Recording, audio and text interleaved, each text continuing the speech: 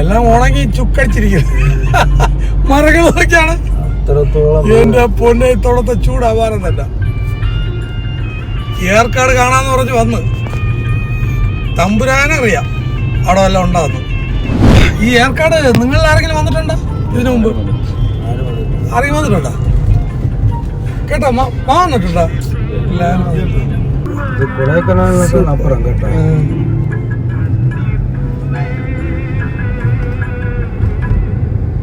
കൊടൈക്കനാലിൽ ഈ പറയണ ഇത്രയും ഇതില്ല.